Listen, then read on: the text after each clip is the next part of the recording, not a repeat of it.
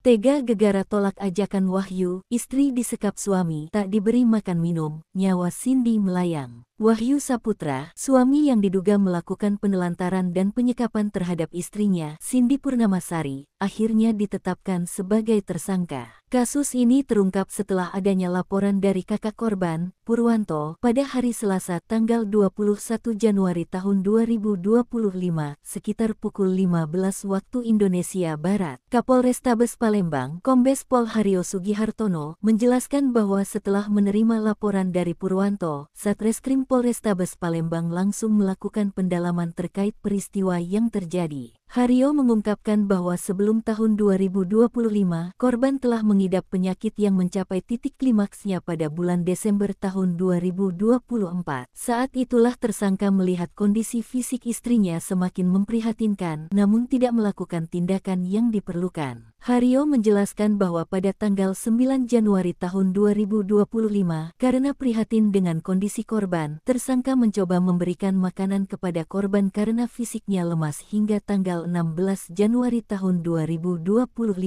Namun makanan tersebut hanya diletakkan di samping tempat tidur korban. Tersangka melihat korban semakin memprihatinkan dan mencoba menghilangkan bau badan korban karena sudah lama tidak mandi. Tersangka kemudian memandikan korban pada pagi harinya dan siang menjelang sore menyuapi korban makan. Setelah itu, pada dini harinya, tersangka menginginkan berhubungan suami istri. Namun permintaan tersebut sering ditolak korban karena fisik korban tak memungkinkan. Karena ditolak korban, tersangka akhirnya membiarkan korban dalam kondisi lemah. Setiap harinya tersangka tetap menyiapkan makanan namun hanya diletakkan di samping tempat tidur korban tanpa disuapi. Kemudian, pada tanggal 21 Januari tahun 2025 sore hari, pernapasan korban mengalami sesak napas. Tersangka kemudian menghubungi tetangga bernama Dea untuk bertanya terkait alat infus, namun Dea tidak bisa membantu. Dea akhirnya menginformasikan kepada ketua RT tentang kondisi korban. Atas desakan tetangga, tersangka akhirnya membawa korban ke rumah sakit. Pada tanggal 22 Januari tahun 2025,